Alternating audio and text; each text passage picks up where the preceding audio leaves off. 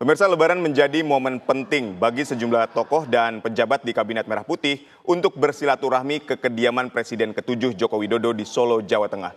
Kuatnya magnet politik Jokowi juga menarik Didit Hedri Prasetyo, putra Presiden Prabowo Subianto, untuk datang berkunjung. Bahkan Wakil Menteri Dalam Negeri Bima Arya ingin membuktikan secara langsung adanya fenomena destinasi wisata Jokowi di Sumber Solo. Apakah tuah politik Jokowi masih sakti? Beliau tadi cermatin juga semua ekonomi supaya beliau berharap dan berdoa sukses pemerintahan Presiden Prabowo. Saya kira satu pesan yang sangat bagus. Ya juga beliau minta saya, karena saya Dewan Ekonomi, Ketua, beliau juga mengingatkan, Pak Luhut juga yang beri masukan. Saya bilang ya Pak, Presiden Prabowo juga kalau kami laporan Dewan Ekonomi, juga beliau minta masukan-masukan yang detail dan saya lihat beliau sangat memperhatikan mengenai itu.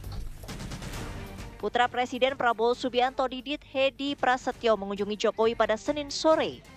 Didit menyampaikan ucapan selamat Idul Fitri kepada awak media. Didit kemudian mengunggah foto bersama Jokowi dan Ibu Iriana di media sosialnya. Menteri Keuangan Sri Mulyani mengunjungi Jokowi pada hari Kamis 3 April. Pertemuan berlangsung sekitar 20 menit. Sri Mulyani menyebut kunjungannya hanya untuk silaturahmi. Wakil Menteri Dalam Negeri Bima Arya Sugiarto juga bersilaturahmi ke rumah Jokowi pada hari Kamis. Bima Arya rupanya ingin menyaksikan langsung destinasi wisata Jokowi. Saya kesini ini ingin membuktikan waktu di retret itu kata Wali Kota Solo ada destinasi wisata favorit baru, namanya wisata Jokowi. Nah ternyata kesini benar ada wisata Jokowi. Warga dari berbagai daerah datang sini, kemudian spontanitas pertunjukan kesenian budaya dan juga ada kuliner ya sumbangan dari warga juga. Ya ini wisata murah meriah sekaligus bisa silaturahmi dengan Pak Jokowi. Siap. Ya jadi apresiasi teman-teman SMK dan semua budayawan dan semua pengisi acara yang memeriahkan di sini. Sejumlah petinggi Kabinet Merah Putih juga datang, antara lain Menko Bidang Pembangunan Manusia dan Kebudayaan Pratikno, Menteri Koperasi Budi Aristiadi, Kepala Otorita IKN Basuki Hadi Mulyono, serta Gubernur Jawa Tengah Ahmad Lutfi. Sebelumnya pada 26 Februari lalu, mantan Perdana Menteri Malaysia Mahathir Mohamad berkunjung ke rumah Jokowi di Solo. Jokowi menyambut Mahathir saat kedatangan di Bandara Adi Sumarmo. Mahathir menyebut dalam pertemuan yang berlangsung tertutup tak ada pembicaraan soal politik. Apakah Solo dengan kehadiran sosok Jokowi masih menjadi magnet politik nasional? Dari Solo, Jawa Tengah, tim TV One mengabarkan.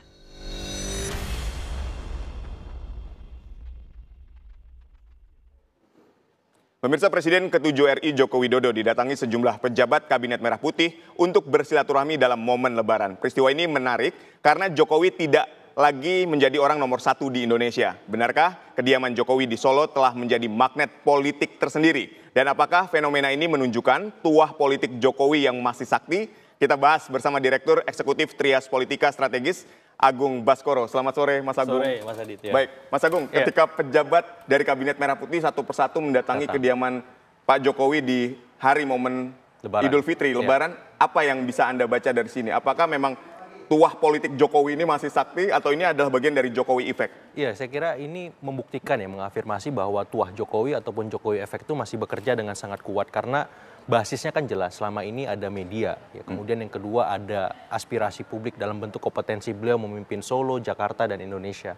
Namun sekarang apa tuah basis Jokowi sekarang? Approval rating ketika dia sebelum selesai masa jabatan yang itu sangat tinggi, 70-80%. Yang kedua ada endorse yang beliau lakukan dan itu bekerja dengan optimal saat kemarin di Pilpres atas nama Pak Prabowo. Kemudian di Pilkada ada 80-an kepala daerah yang terpilih dan itu luar biasa. Memberikan sensasi dan dimensi kuat bahwa tuah itu memang benar-benar teruji. Apalagi di kabinet sekarang itu rata-rata hampir sebagian besar di-endorse oleh Pak Jokowi karena apa? Kelanjutan dari menteri sebelumnya dan sekarang masih menjabat. Jadi Kabinet berkelanjutan itu ya? persis. Jadi ketika memang hari ini tuah Jokowi itu bekerja, banyak yang datang ke sana, bahkan ada wisata Jokowi, kata salah satu wakil menteri, saya kira ini membuktikan bahwa tuah itu memang bekerja. Tapi apakah akan terkanalisasi dalam efek-efek elektoral yang akan dalam tanda petik membackup keluarga Solo, membackup partai Solo, dan membackup hal-hal lain seperti itu, Mas Adi. Baik, terus ketika kita lihat bahwa anak Pak Prabowo juga Mas Didit Ya. datang di hari pertama Pertama Lebaran gitu ya. Anda melihatnya seperti apa? Iya, itu membuktikan bahwa posisi Pak Jokowi ini penting di orbit strategis kekuasaan kita sebagaimana Pak SBY, sebagaimana Ibu Mega, sebagaimana ex-presiden maupun ex-wakil presiden yang lain. Jadi saya melihat kedatangan Mas Didit itu menguatkan, mengafirmasi bahwa Pak Jokowi ini punya porsi yang penting dan ke depan ya ini akan terus diorkestrasi oleh beliau sendiri. Apalagi kita tahu sosmednya Pak Jokowi masih jalan. Ya. Terus teman-teman relawannya masih gerak atas nama Projo, atas nama Jokowi Mania, atas nama organ-organ relawan yang lain. Jadi di udara muncul, di darat jalan, belum lagi kalau beliau ikut belusukan misalkan bersama Mas Gibran katakan semacam itu. Jadi saya melihat ini masih akan terus bertahan, tapi tergantung apakah basis ini akan bisa teruji ketika memang dihadapkan pada dinamika kebangsaan yang lebih kompleks. Misalkan ada kebijakan yang kontroversial, ada kegaduhan dan seterusnya. Apakah itu masih bisa bekerja atau tidak? Karena dulu Jokowi Efek itu bekerja atas nama kompetensi beliau. Ya. Bekerja atas nama approval rating beliau yang puas ketika beliau memimpin Solo dan Jakarta. Nah sekarang ketika beliau tidak lagi menjadi presiden, basisnya apa? Dan saya melihat lebih ke elit ya, ketimbang ke publik. Yang publiknya pun ini terpecah sekarang. Sehingga beliau harus punya, ya dalam tanda petik, partai ataupun kendaraan politik yang relevan supaya apa? Magnet figurnya ini nggak tergerus, tidak terproduksi, tidak terdegradasi. Kenapa? Kalau dibiarkan seperti ini, ya lama-kelamaan orang akan lupa magnetnya tidak sekuat dulu dan karena memang beliau tidak punya atribut-atribut kekuasaan yang formal seperti itu. Oke, akan lupa. Tapi kalau kita lihat destinasi wisata Jokowi, wah setiap hari didatangi oleh warga, ditayangkan di media-media nasional, bahkan di media digital. Persis. Apakah ini juga, ya saya rasa masih jauh lah dari akan hilang. Betul, ya mungkin durasi atau reduksi kekuasaannya bisa jadi lebih dari 1 tahun ya Mas. Tapi kalau seorang politisi ulung yang hebat seperti Pak Jokowi akan memikirkan what next-nya seperti itu. Sehingga beliau akan mikir setelah ini apa mungkin partai, apakah memang organ relawan saja, ormas misalkan. Yang jelas beliau harus punya kaki-kaki itu supaya ketika beliau bermanuver memang punya pegangan jangka panjang. Karena kalau misalkan beliau tidak berpartai, itu kan akan sangat sulit. Ambil contoh misalkan ketika Pak SBY nggak punya Demokrat atau Ibu Mega nggak punya PDIP, mungkin tidak long lasting pengaruhnya, legasinya dan seterusnya. Nah, Pak Jokowi harus bisa memikirkan itu sebagai sebuah kemungkinan besar. Karena kalau misalkan hanya pakai partai perorangannya atau perseorangannya saja, saya kira ini akan lambat laun akan setelah 1 tahun atau 2 tahun akan hilang dengan sendirinya seperti itu. Walaupun memang di kekuasaan ini kaki-kakinya itu masih kuat ya. Apakah atas nama wakil presiden, atas nama menteri, kepala daerah tadi, atau koleganya Pak Prabowo sebagai presiden. Tapi yang jelas dia harus punya dalam tanda petik mainan yang konkret, yang jelas apakah itu partai ormas yang lebih konkret kontributif seperti itu. Baik, lalu ketika kita melihat juga Ketua Dewan Ekonomi Nasional Pak Luhut ya, ketika kita lihat Pak Luhut juga bilang bahwa saya ini ada di kabinetnya Pak Prabowo ini ya memang tugas juga dari Pak Jokowi untuk membantu di situ. Betul. Nah, kan Anda membacanya seperti apa? Iya, Pak Luhut ini kan bentengnya Pak Jokowi ya di masa lalu. Sehingga ketika sekarang beliau berkunjung itu dalam tanda petik memastikan bahwa yang beliau jaga itu tetap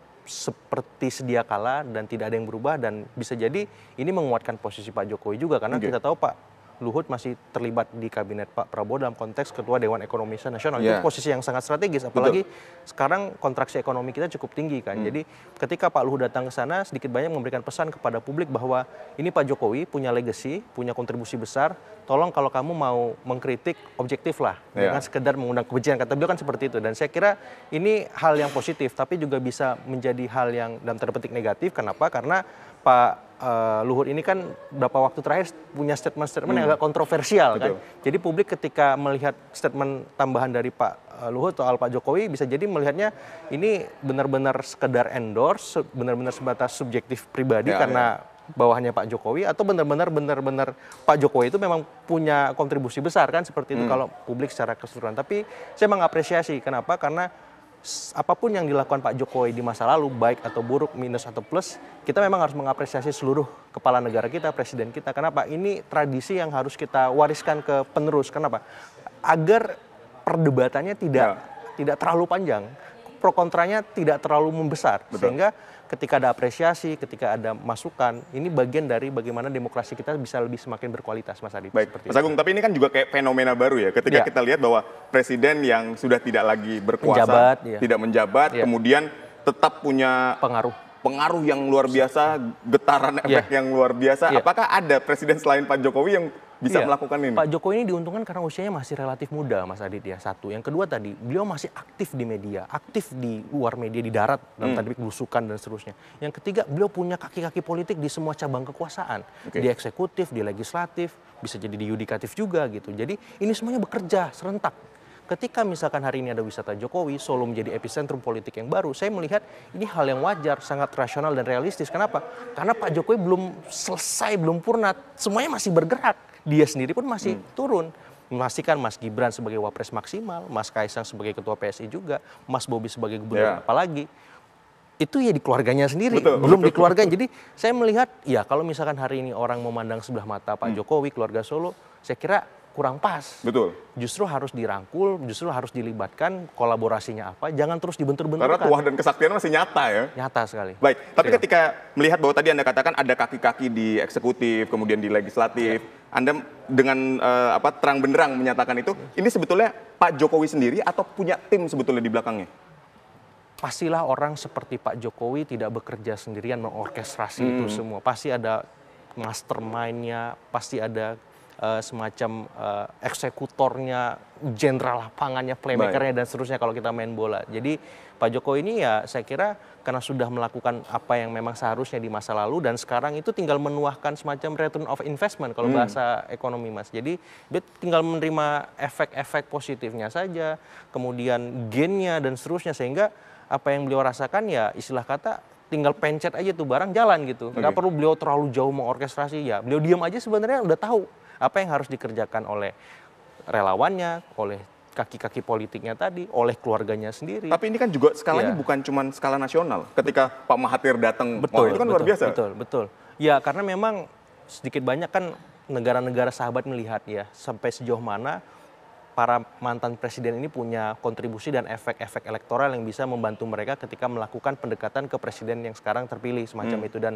ketika Pak Mahathir datang ya itu membuktikan bahwa negara jiran kita mengakui bahwa Pak Jokowi ini punya kontribusi dan dedikasi besar untuk Indonesia dan pengaruhnya ternyata masih bertahan karena nggak mudah loh dikunjungi Pak Mahathir, kemudian ke kediaman pribadi nih Mas, bukan ke istana kan. Jadi itu kan sangat dalam, sangat intim dan saya melihat memang itu bisa menjadi pertimbangan dan masukan juga untuk publik bahwa Pak Jokowi ini masih banyak kontribusi yang bisa beliau berikan. Terlepas misalkan ada pro kontra di balik itu, yang jelas kita harus bisa melihat sisi positifnya. Saya mengajak melihat itu supaya apa? Supaya ke semua mantan presiden kita bisa melihat sisi-sisi di mana kita bisa berkolaborasi dengan mereka. Dari mulai Pak Soekarno sampai Pak Prabowo nanti misalkan. Jadi apa sisi positif mereka itu bisa disumbangsikan untuk negeri kita. Ketimbang kita melihat sisi negatif mereka, pro kontranya, itu nggak akan pernah selesai perdebatannya. Yang ada kebencian, yang ada permusuhan, pertengkaran, dan nggak pernah move on kita sebagai bangsa. Nah, kita harusnya menghindari itu, fokus bagaimana kita bisa memberikan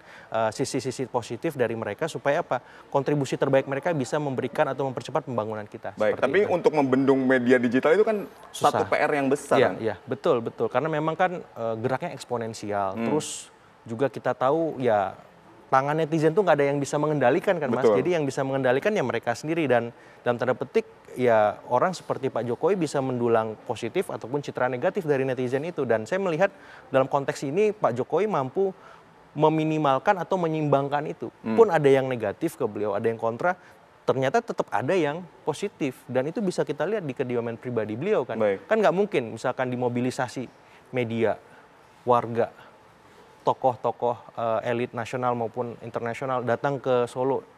Istilahnya dalam tanda petik dibayarin ke sana, mau berapa banyak habis budgetnya kan seperti itu. Artinya memang ada yang memang benar-benar datang atas nama pribadi yang memang terinspirasi dengan Pak Jokowi sampai hari ini seperti. Tapi ada juga yang mungkin kontra melihat itu cuman settingan atau cuman buat-buatan, ya nggak masalah gitu. Bisa jadi itu bagian dari dinamika kita berbangsa, dan saya harus mengatakan ya kita fair aja. Kalau memang kita lihat bagus, ada manfaatnya, ya sudah kita apresiasi. Tapi kalau memang ada sisi-sisi yang perlu kita kritisi, ya udah kita berikan masukan sebatas itu. Jangan sampai ini terlalu jauh kebenciannya dan seterusnya. Baik. Lalu Anda melihat apa yang hari ini dilakukan Pak Prabowo untuk merangkul Pak Jokowi, kemudian merangkul SBY, bahkan ya ke Ibu Mega juga seperti itu kan. Nah, ini sebetulnya bagaimana Anda menilai bahwa apa yang dilakukan oleh presiden yang hari ini berkuasa, kemudian merangkul presiden yang sudah selesai gitu kan? Iya. Tinggal tugas Pak Prabowo itu Ibu Mega, Mas ya. Apa yang dilakukan ke Pak Prabowo, ke Pak SBY, kemudian Pak Jokowi itu sudah pada porsinya. Ada event diundang, dilibatkan. Ya terakhir saya lihat ada Danantara, Dewan Pengawasnya Pak SBY dan Pak Jokowi. Nanti Ibu Mega mungkin bisa jadi kan posisinya beliau masih di BRIN ya, atau masih di BPIP gitu ya. Nggak masalah gitu. Jadi maksud saya para kepala-kepala negara yang pernah memimpin bangsa ini dilibatkan dalam konteks yang produktif. Supaya apa? Supaya Pak Prabowo ini nggak sendirian mikirin ini gitu. Dan kolaborasi itu sangat positif, sangat penting gitu. Jadi sudah pada tepatnya, dan kita menanti memang politik nasi goreng itu jadi dimasak dalam waktu dekat. Kalau memang bisa lebih cepat, politik ketupat sayur juga boleh gitu kan. Karena momennya lebaran seperti itu. Tapi ketika melihat keeratan hubungan Prabowo dan Jokowi, apalagi ketika dalam acara Gerindra sampai memekikan dan meneriakan hidup Jokowi, apa yang bisa dimaknai dari situ? Iya, memang relasi antara Presiden Jokowi dengan Presiden Prabowo ini sangat intim, sangat hangat, sangat dekat semacam itu. Karena kita tahu memang ada sumbangsi besar kemenangan Pak Prabowo itu di-endorse oleh Pak Jokowi. Sehingga sedikit banyak ya sukar untuk tidak mengatakan Pak Prabowo ingin membalas itu dalam porsi-porsi yang sehat, yang memang dalam koridor-koridor demokrasi kita.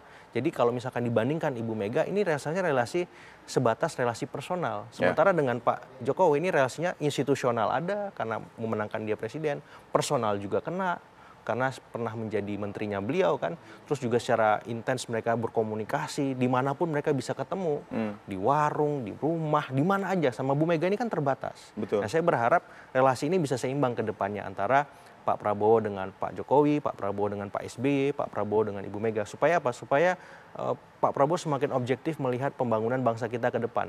Ada dari sisi dalam kekuasaan, apakah itu Pak SBY, apakah itu Pak Jokowi. Ada dari luar kekuasaan, apakah itu Ibu Mega dan seterusnya. Kenapa? Kalau misalkan itu Pak Prabowo terima semua secara intensif, kan sehat bangsa kita. Demokrasi kita jalan.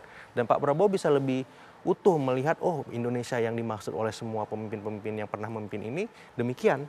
Dan saya kira itu bingkai yang kita harapkan sebagai masyarakat, supaya apa? Supaya ya check and balances jalan, demokrasi makin baik, masyarakat semakin sejahtera karena mendapat input banyak ya, masukan, saran, kritik dari siapapun. Tapi apakah ini langkah yang baik untuk Pak Prabowo ketika orang masih terus melihat bahwa ya masih di bawah bayang-bayang Pak Jokowi kan?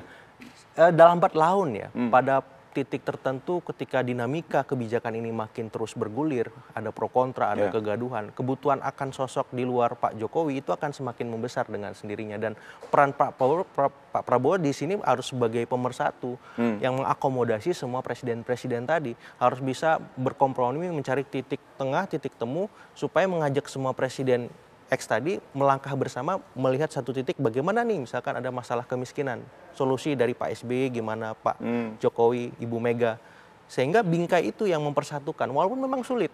Mendudukkan misalkan Pak SBY dengan Bu Mega, Pak Jokowi dengan Bu Mega itu kayaknya agak sulit. Agak mungkin sekarang boleh dibilang mustahil gitu kan. Karena memang punya cerita masa lalu yang belum tuntas. Tapi kalau bingkainya ke arah keindonesiaan, kebangsaan, kita menghadapi sebuah krisis besar, saya kira mungkin kok. Dulu kan kita berpikir perdamaian Indonesia dengan GAM misalkan, itu kan susah. Ternyata ketika ada tsunami ya, kalau misalkan ini mungkin ada tsunami politik, kalau di sana kan tsunami beneran tuh. Bisa itu damai. jadi momentum. Ada momentum tertentu, ternyata bisa kok kita damai, selesai masalah. Tapi di sini ada misalkan dalam tanda petik tsunami politik yang akhirnya membuat duduk bersama, ada krisis yang harus menyelesaikan solusi dengan komprehensif, sangat mungkin bisa. Ya karena kan ketika kita berkaca dari sebelum-sebelumnya, ketika presiden berkuasa ya sudah, dia akan punya cara mainnya sendiri, tidak perlu lagi ngelihat presiden yang ke belakang. Tapi kan ini beda banget ketika apa yang sedang dimainkan oleh Pak Prabowo. Tapi ini langkah yang tepat menurut Anda? Persis, karena kebutuhannya, tantangan kita hari ini sangat kompleks, Mas. Jadi dari luar, dari dalam, Islam juga gitu. Jadi kalau sendirian kita mikirin semua hal ini, saya khawatir justru nggak selesai masalahnya dan akarnya seperti itu. Jadi dengan melibatkan semua pihak tadi, harapannya solusi yang sebenarnya bisa diraih, akarnya bisa dicabut, akhirnya apa? Titik tengahnya dapat, rekonsiliasi juga, masyarakat sejahtera. Kan pengen kita begitu.